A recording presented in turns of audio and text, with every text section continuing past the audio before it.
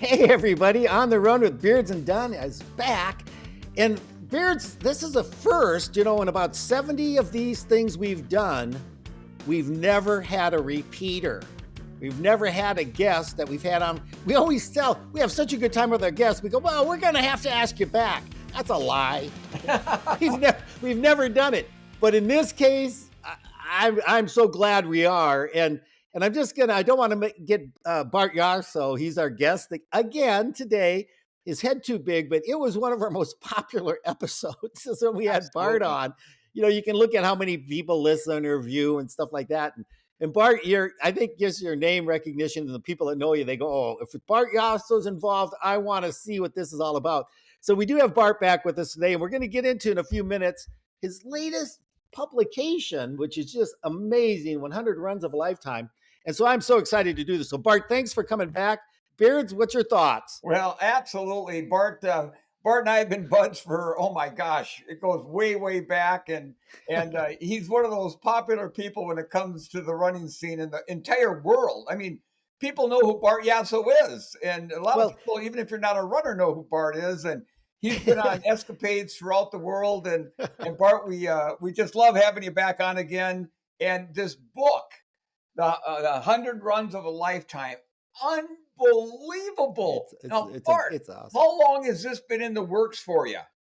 Yeah, well, first off, Mike and Dick, thanks for having me back. This is really cool. I can't believe I'm the first repeater, but I'm happy to be back with the Three Musketeers, we could be called. That's right. So, yeah, the book was in the works for 2 years. National Geographic reached out to me, asked me to author it. They have a series called the 100 series. They did 100 bike rides of a lifetime, 100 ski slopes of a lifetime, 100 scuba dives of a lifetime. So why not 100 runs of a lifetime? And so I worked on the manuscript for about 5 months. Actually, it took me a month to figure out to get it to 100 runs. Because I had 200. And then I had to whittle it down to 150 to 125 to 110. Then it really got hard to eliminate 10 races and get it down to 100. And then 5 months doing the manuscript, then it goes to an editing process. And then National Geo added all the photos. So it was a 2-year plan till it's in. It's here. I can't believe it. So, Bart, I got to ask you. Now, all these runs and races that are in the book, have you done all of those yourself? No, that's the coolest thing because I could challenge myself to do a couple more races. I've done the vast majority of them. But there's a couple that I've never done. For example, the fourth part of the book are not races, they're just runs. Yes. I've run in the Grand Canyon. I've run on the rim trail of the Grand Canyon. I run down into the canyon. But I've never done the classic rim to rim to rim, running from the south rim to the north rim, back to the south rim. Oh, style. Keeps me up at night that I've never done it because I always wanted to do it. But for some reason, one year I was there, I said, I got the time to do it. I'm all set. And it snowed that day. It snowed like crazy. And they closed the trail. So I thought, okay, I got extra time. I'll see what happens the next day. It snowed more than the next day. Oh, my gosh. And it was like the third week in May, and it's snowing like a banshee, is what my dad was. That rim to rim is not a piece. It's not a, what do I want to say it? People have gotten in, I hate to say, in a lot of trouble doing that thing because it is. People have lost their lives, I think. Miles. Yeah. It's not easy. 48? 48, yeah. You can make it like 45 or 48. There's different trails you know at some point you can use, but still, yeah, it's rugged terrain and it's not a picnic kind of 48 miles. But Bart, those trails are, let's say you trip on a rock, are you going over the edge and falling like 500 feet? No, it's not that dangerous, but it is rock. I mean, the Grand Canyon it's a tough surface, so to speak. You'll have a mark if you go down. There's no doubt about that. Dick texted me this morning and he goes, Mike, do you think we can keep this to 45 minutes? I said, I didn't say this to Dick. I said, we'll try our best, but we could probably spend 45 minutes on each one of these runs. Yes, yeah, and we can do that. And that's the other thing, Dick, the 6-star marathons, when I was doing a lot of marathons, the 6 star didn't exist. So I think I would have done the 6 star had I, had there been 6 stars when I was doing a lot of marathons. So I No, could, uh, Bart, explain to our listeners what the 6 star yeah, yeah, events are. six, which are now 7. Well, those Right. in Sydney, but the 6 world majors was set up to 6 stars. 3 international, 3 in the United States. So in the U.S., it's Boston, New York, and Chicago, and then internationally, it's Tokyo, Berlin, and London.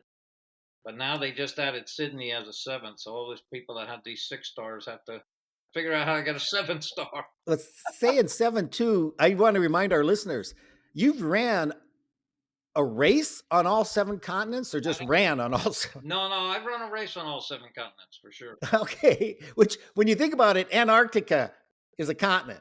Yes, and that's the one that's a little off the beaten path.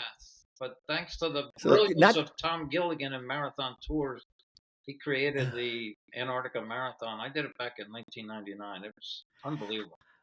I know Dick and I are going to fight over asking questions. I'll wedge in ahead of him because Well, he's no. too nice.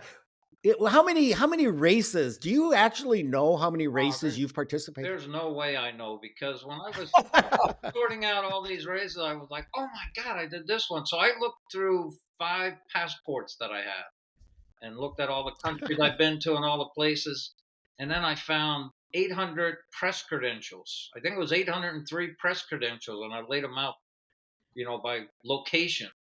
And that's how I figured out all the places and all the things that I really wanted people to experience that I experienced. And then some other iconic races that I've never done, but are on my. I've got more questions. Dick, it's your turn. Let's alternate. So Bart, I know you've done, and this just cracked me up. In one of the chapters, it's the Empire State Building Yes. run up to the top, and you said you don't want to look at what level you're at, but you did. And you thought you're on like the 30th floor, and you're only on the 10th. Talk about that race. It's got to be brutal. Yeah, so I did it way back in the day before chip timing, when it was a really hard race, because you started in a hallway and ran to one door, 250 guys, squeeze into a door, running full on out like crazy.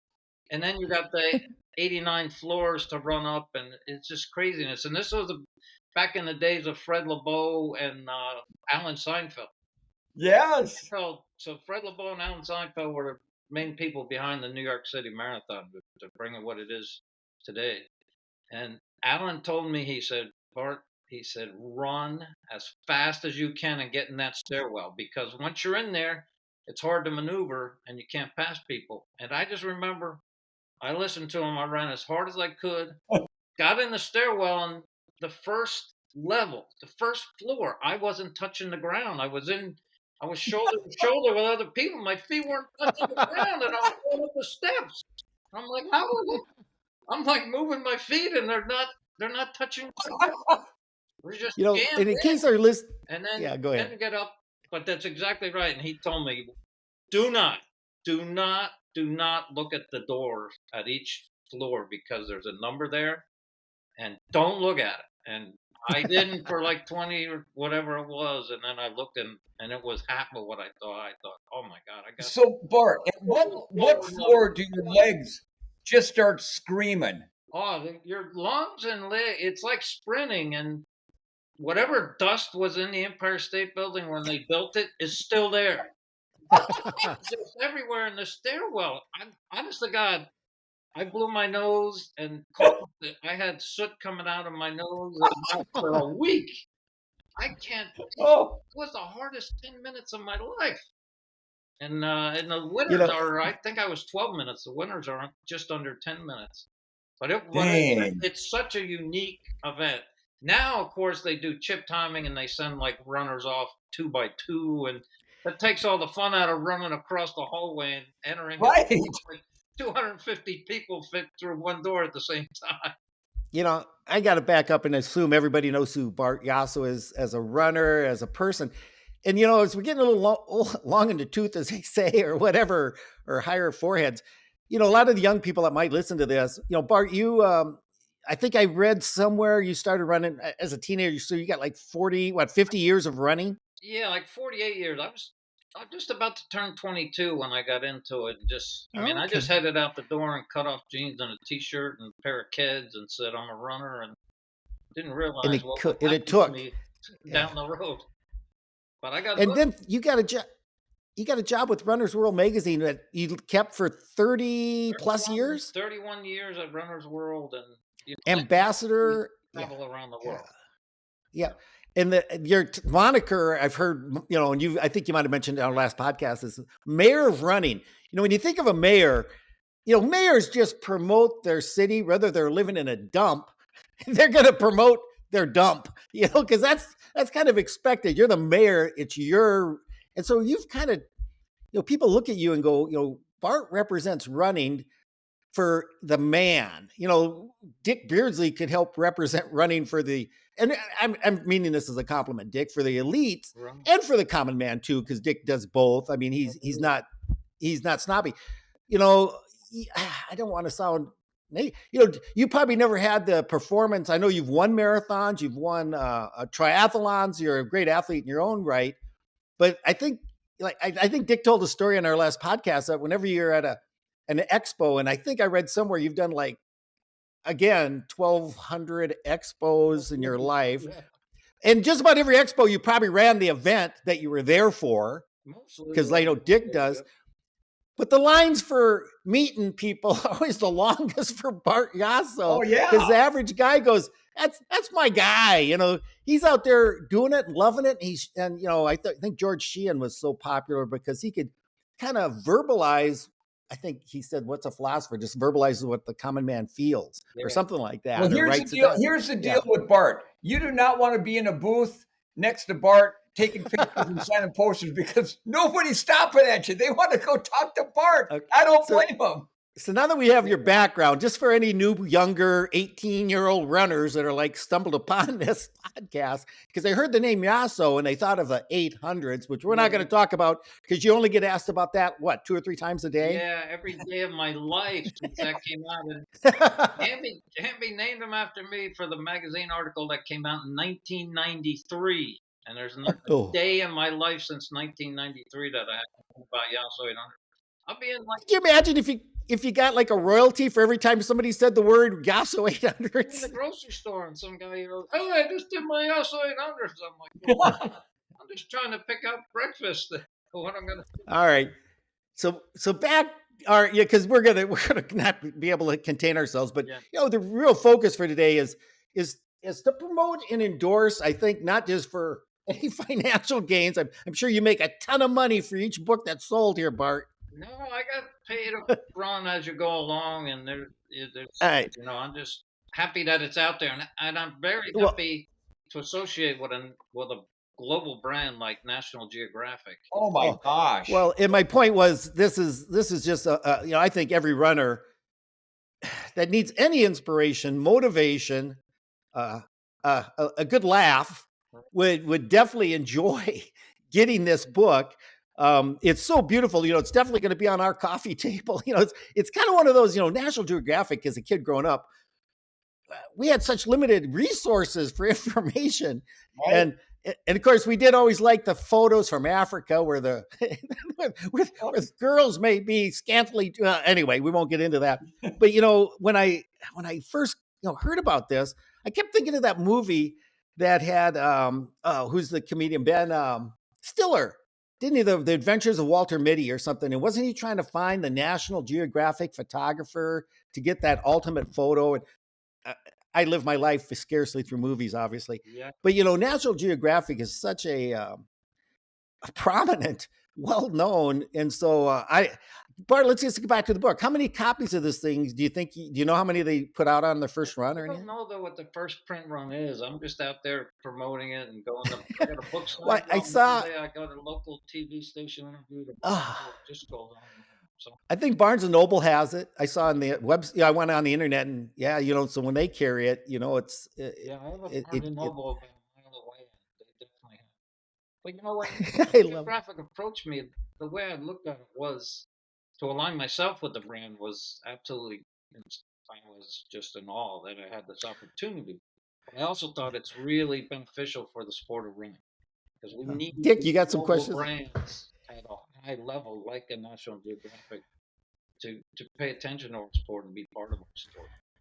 Oh Well, the yeah. And so quality. Yeah. the pictures in there are absolutely Yeah. amazing. Now, are some of those pictures that you took over the years also? I love that question, Dick.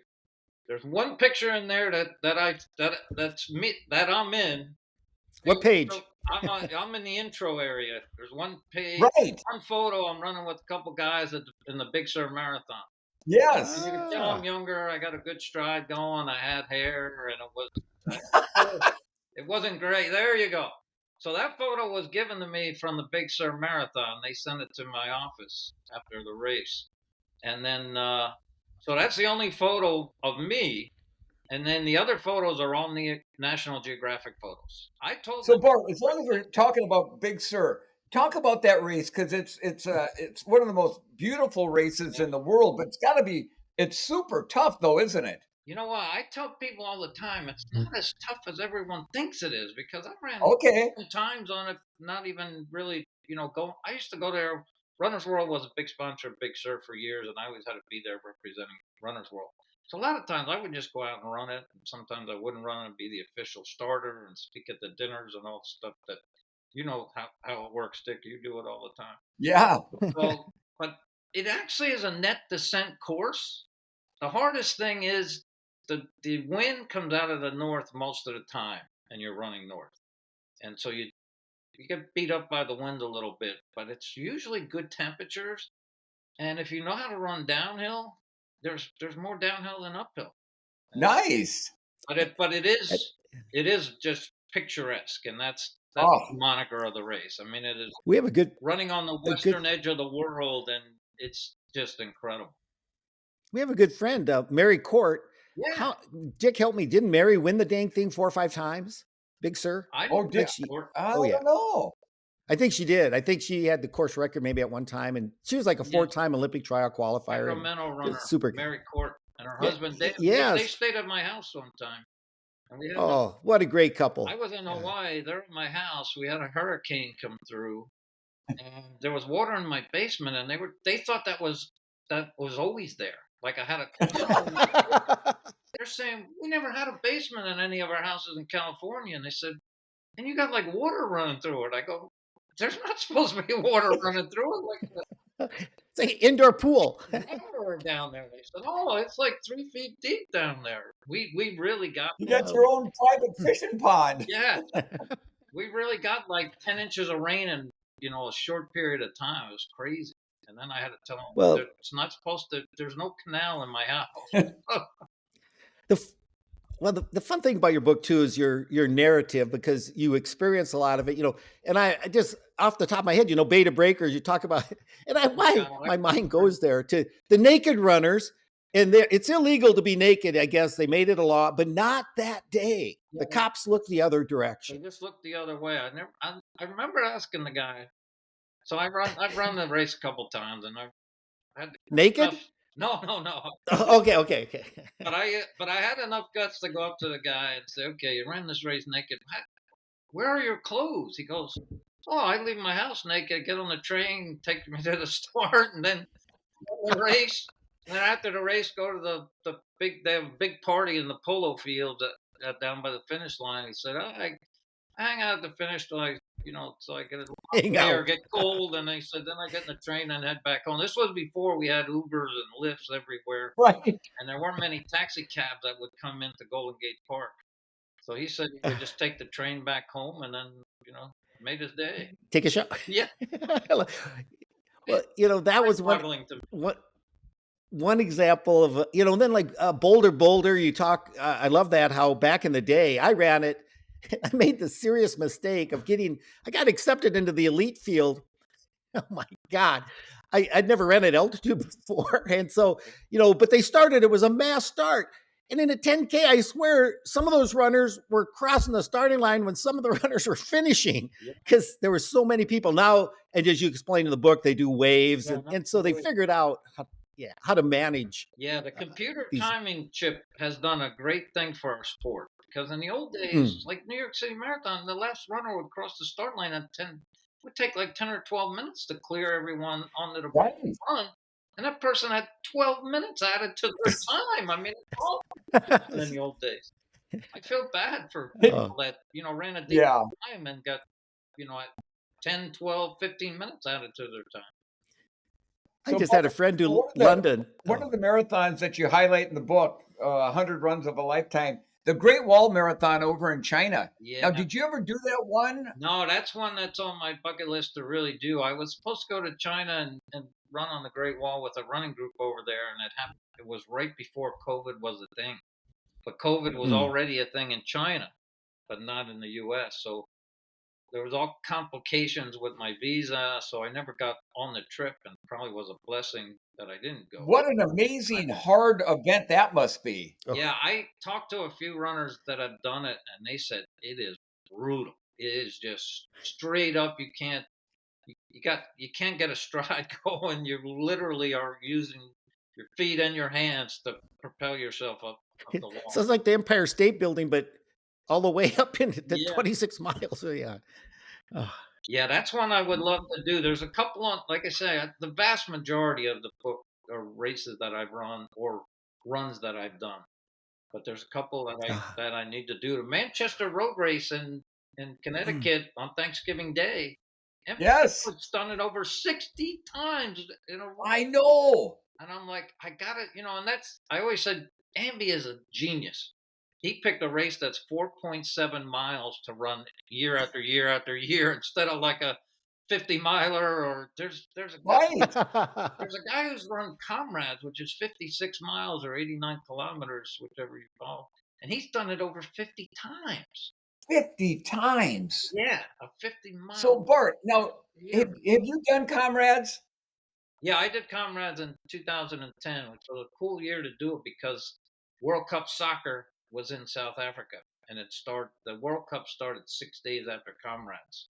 So we had all these crazy soccer fans along the course screaming and yelling. They were enthusiastic people. And Bart, so the Comrades, it's kind of like the Boston Marathon of ultras, correct? And each year Yes. one year you go one direction, the other year the other. Talk about that a Yeah, little yeah. bit. So Comrades, 56 miles or 89 kilometers. It's the oldest ultra in the world, started in 1921. It's the largest ultra in the world. It has a field the size of the Boston Marathon. That's like Wow. 22,000 runners do this race. And I'll tell you, there's things that this race does that doesn't happen in any other races. First off, the mile markers, what we call mile markers, they call them kilometer markers because they have it marked in kilometers. And they do have occasional miles out there for us, but they count down. So instead of seeing bigger numbers as you go, you see smaller numbers. Ah, So you just run a little bit. Oh, there's an 89-kilometer sign. Another kilometer, 88 kilometers. So when you really get down to the tough part of the race, in those last 5 miles, instead of seeing, so say 5 miles ago you'd see 51 miles. Instead of that, you see 8 kilometers. And you're like, Wow. I can run eight it's cool. kilometers, and then Right. progress. You get down. It's really brilliant what they do, and they do this system with bib numbers, different colors. And after you've done the race over 10 times and finished over 10 times, that bib number is yours forever. No one else can ever have that bib. It gets Wow, it's Wow. retired. in your name. Yeah, it's really cool system that they have. And then they got like different colors. People have done it 30 times, 10 times, 20 times, 30 times. And when you see these people, and of course now the guy's done it over 50 times, they have this color code, like an orange bib, and you're like, oh my God, that person's done it over 30 times. You're like, I am not worthy. And Man. people that get those bibs, they wear them out to dinner. They put them on when they get cold. They don't It's take like them the off till master's jacket. yeah, Yeah. it's exactly. They don't take them off till like a month after the race. They wear it to work, and it's pretty cool. You see them around town, and you're like, wow. So, Bart, is Comrades like Boston? Do you have to qualify, or is there a lottery to Yeah, get in? there is a qualification standard, but it's not that tough. I mean, if you're committed to doing a 56-mile race, the standard is not that tough. And during apartheid, they didn't get a big international field because people didn't want to go to South Africa during apartheid. Mm. But once apartheid was abolished in '93, then the international field, got bigger, and then of course Well, there's this guy by the name of Alberto Salazar that won the he won race, it. and Yeah. Amby's run it. Amby Burfoot has run it, and everyone, I tell everyone it's the greatest foot race on the planet, bar none, the greatest race ever. And I said that many times, and people send me a message and say, they send me a message through social media. Go on the comrades for what you said, and I'll get back to you when I Mm. finish. And every time I get a message from someone after the race, they always say it is the greatest foot race in the world. What makes it that way, Bart? It's the people. So Mm. I've never seen like a spectator jump off a curve and say, Bart, we're so happy you're in South Africa. We love you. Finish this race. Finish." And that's what people have mad respect that you finish. They don't look at, the leaders come in, the guys come in 5 hours and 20 minutes, top women right around 6 hours. They don't care. They treat the person that comes in right before the cutoff, which is 12 hours. Someone comes in 11 hours, 59 minutes, 59 seconds. The people of South Africa put them on a pedestal and love them to death. And that usually That doesn't is happen in awesome. all races. And that's the beauty of it. And when I talk, And Bart, yeah, go ahead, Dick. well, so then if you're 12 hours and one One. second, you don't count, right? You don't count. There's no, it's Oh, over. They close that finish line. The race director puts his back to the finish line, has this little starter pistol, and they count down 11:59, 51, 52, and boom, when it hits 12 hours and the finish line's closed. And I love it. but you know that going in. So, There you go. and that's the beauty. There you Iron go. Man does the same thing. At midnight, you have to finish. If you're after midnight, you know, they'll be nice to you, but you're just not in the Hey, results. right. Leadville 100. If you're 12 hours, you get that buckle if you finish under 12 hours. If you finish under 9, you get a gold one. But I know Bill Winmark, and we all know Bill. He has done that. He's coming up. I think he's done 19 now. I think next year will be his 20th sub 12, and then you get this special, just like you said, this belt buckle, and very few people. It's one of those you probably wear everywhere because so few people have it. But moving on, it's not just the races, but I think you might have mentioned this earlier, the runs. Yes. Yeah, I got to admit, Bart, I was rereading your book, re-looking at it before we did this, and I'm thinking, so in my mind, and Dick, I wanted to ask you, is there one run, and Bart, I'm going to ask you the same thing, that you'd say, if you had to pick the one that means the most to me. Now, everybody I know, Dick has said this, assume it's Boston or something like that. And Bart, I don't know what yours might, you won, I can't remember the marathon you won a few years back, Yeah, but, not you might go, yeah, that one, but what, you want to share? Anybody got the answer? Yeah, I have the answer, and that's it. Mine is in the intro of the book, Uh, and that's when National Geographic reached out to me and told me the title of the book. Within 10 minutes, I crafted the email and sent it to my contact at National Geographic, and I said this was a run of my lifetime. So I've always been fascinated with safari and Africa. My siblings always made fun of me when I was a kid because I watched all those nature channels and I knew what the Okavanga Delta was and the Ngorongoro Crater and the Serengeti. And they always thought I was crazy.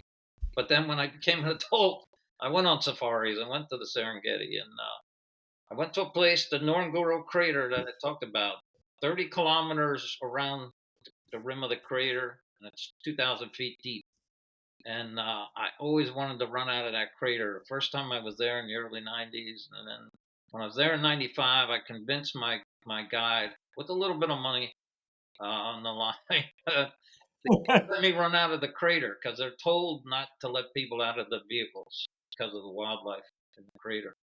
And so he let me do it, and I ran in front of the jeep, and it's 2,000 feet up, and then you get up to the rim, and we got up to the rim right at sunset. It was incredible. Oh, Now I did run into one lone hyena, but that hyena was afraid of me, and I we startled each other. I came around a bush, and it jumped up and ran the other way, and I ran this way, and it was all good.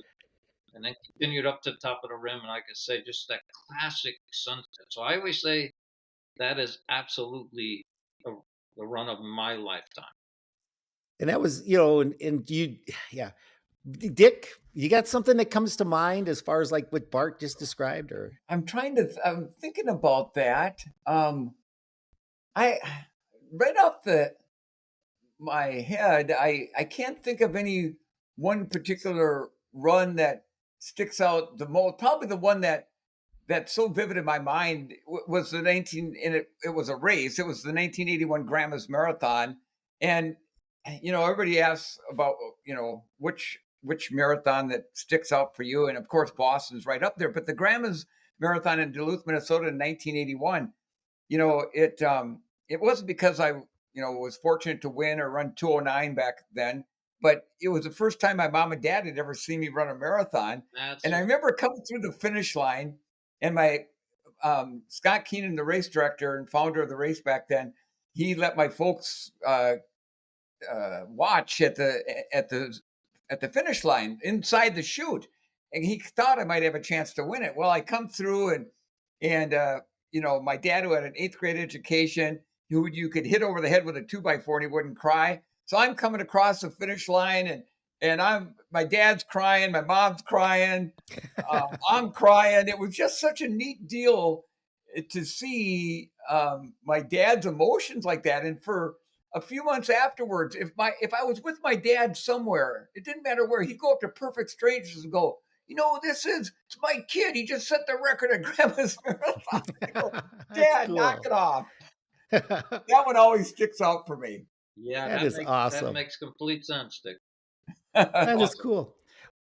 And so I really appreciate that part of the book where, because, a lot of times there's runners who don't do races, but they have, I don't know, I hate to call it these euphoric mystical Yeah, experience that only they know about it, and only they have felt it. And I think that's what your book kind of at the run, because you mentioned, I have to admit, I have a warm spot in my heart for South Dakota, and you yeah. mentioned the Mickelson Oh Trail, yeah, I love. and we're heading out there this summer, my wife and I, to bicycle it. They have a race bike event called the Big Mick. Yeah, It's 109 miles. They do the whole thing, and the Deadwood Marathon I know has used yeah, parts of that, and that, what a great use of our resources, yeah. for people to be able to get out and experience Right, you're right, parts Mike. of the country And doing the thing they love. I Yeah. really like that part. So the book is broken up in four parts. The first part is races under the marathon distance. Second part is marathon distance. Third part, ultras and trails. And the fourth part is not a race, just a run. And I really Right. love that part because you can do it whenever you want. You can start at 8 in the morning or 8 at night, or, take 10 friends with you, or just do it by yourself. And that was the whole idea. So I'll give you a perfect example. I'm in Darjeeling, India. Beautiful, beautiful city. Beautiful place. Himalayas right there. You're in beautiful Darjeeling. So Darjeeling's known for tea. I asked the guy in the hotel, I said, "Well, I get in trouble if I run through the tea fields?" He goes, "No, those are our tea fields. You go run whatever you want." I go out and run like 10 miles in the tea fields of Darjeeling. I didn't know that as the moisture sets on the tea leaves throughout the night, they're they're covered in leeches. So I run and I have all these black dots all over my legs and in my shoes and in my socks, and I had over 100 leeches on my legs. Pulling them off and putting them in groups of 10, counting these damn things. So I said, okay, I'm not running through the tea field tomorrow. So I talked to the guy about running up, in the mountains, and he said, take a cab to this town called Manapajang and run up to the trail in a town called Sandafu, right on the border of Nepal and India. You could jump over a bush, you're in Nepal, jump to the right, jump back over the bush, you're back in India. There are little markers that show Nepal, India as you're going up. So that when you get up to Sandafu and you're looking at the Himalaya the whole time you're running, Oh, when you get there, there's a little place, little lookout, and you can see four of the five highest peaks in the world. wow. According to the locals, it's the only place in the world geographically where you could see. I mean, obviously you could see it from in a plane, but on ground, the only place you can run to and see four of the five highest peaks in the world. The one you don't And see how is many people, in yeah, can say K2, that? which is in Pakistan, but you see 4 of the 5 highest peaks. It's just an amazing place. You can just, It's got to be breathtaking. yeah, you can hang there all day. And there's a little stupa where people come to pray. And I thought, I know culture, like, I know what people of India are all about. And I said the stupidest thing to these people. They're out there praying, and then they were done. And I said, how often do you come here? And they looked at me like, are you crazy? Like, we come here every morning and every evening, sunrise and sunset, Wow. every day. And I said, okay, well, there's, in America, people go to church on Sunday. These people were loyal to pray every day at sunset, sunrise and sunset at the same location. That is awesome. Yeah. And I asked them, rain, snow. They said every day we're here. It's pretty cool. Amazing. That's Now, so that's cool. one of those. I'm hoping this. I'm so inspired. I just thinking of a friend, and Dick knows him, Scott Walschlager. You know Scott, Dick. Yeah. He ran Prague yesterday marathon, and Scott's in his. I hate to insult him. Early 60s. I know he's 60, and he's at. How do I want to say? Competitive running. You kind of age out. You never age out, Right. but it becomes. He's got knee issues, and he was really worried, and he sent me a note. He finished. And kudos to Scott, 4 hours, 57 minutes. And he had this, it was like a bucket list thing, like you mentioned, Bart. And, there is a window. I don't know if the window will ever close. You can go out and walk a mile if you want to, hopefully, when you're 95 or whatever it is. But I think your book is going to inspire people that are kind of maybe, and you have to get to that point in life too, financially, but I hate to make money the determining factor, because I love adventurers, and I think you're one of them who just jumped on his bike and said, I'm going to ride my bike across the United States. Well, I don't know what that cost. Probably you did it on a freaking dime and a nickel, and good luck. Yeah, And it wasn't that expensive. You just did it. Yeah. Yeah, so you put your mind to it. Sure, travel is the cost, but once you get there, you might find that, the locals are pretty accommodating, and people will feed a hungry stranger. I don't know if you have any experiences like that. When I rode so I did 2 bike rides across the U.S. by myself, unsupported, unassisted, solo. And that's the only time in my life people were throwing money at me. People come up to me and He say, must have "Here's needed $50." I'm like, why are you giving me $50? We know you need food and hotel. I said, my hotels are already paid for. I got money for food. I don't want your $50, but I can't believe it. And people would pass me in their car and then pull over, and I would stop and chat with them, and the same thing would happen. Do you need a place to stay? Do you need money? I have money. I don't need a place to stay. I'm all good. The smartest thing I did was pay for all my hotels in advance. So I knew I had to get to my hotel, because you get good one. Yeah. The carrot. Yeah, the carrot at the end of miles this every day, and then have 2 packs on your bike slowing you down. The carrot was there. I think people are inspired, and maybe they want to see people that are striving to achieve a dream have that opportunity. Yeah. I think that is so cool. I had, when I tried RAM several years ago. Yep. Dick was on my team and stuff. Yeah.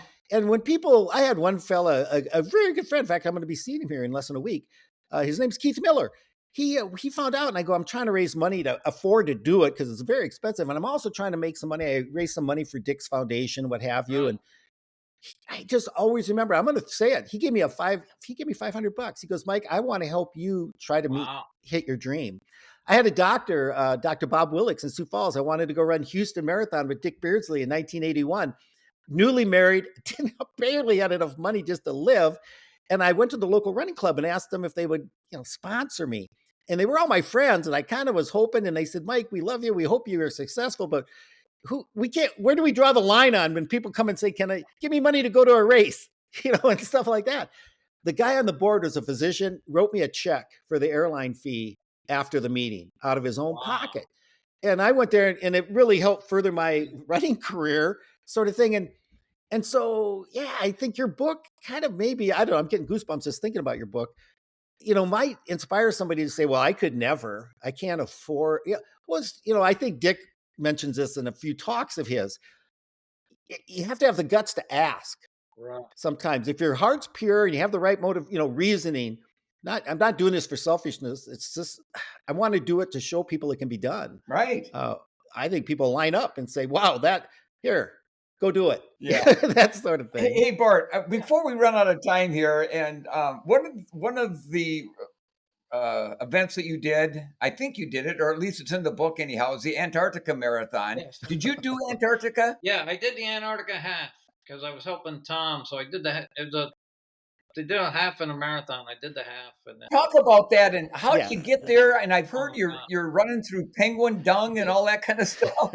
Is it ice? So Is it everyone snow? gets to Buenos Aires. So wherever you're from, whether you're in Minnesota, California, or New Zealand, or wherever, get to Buenos Aires. From Buenos Aires, we do a charter flight. So it's just all the runners to the tip of South America, Tierra del Fuego. And then from there, you board the Russian freighter to get to Antarctica, which takes about 3 days, depending on Oh my. the rough seas or calm seas. And you go through the Drake Passage, which is known as the roughest seas in the world. So you get there, and now you got 3 days on the boat. And then Tom Gilligan, the race director, gets off and starts marking the course. I was there to help mark the course.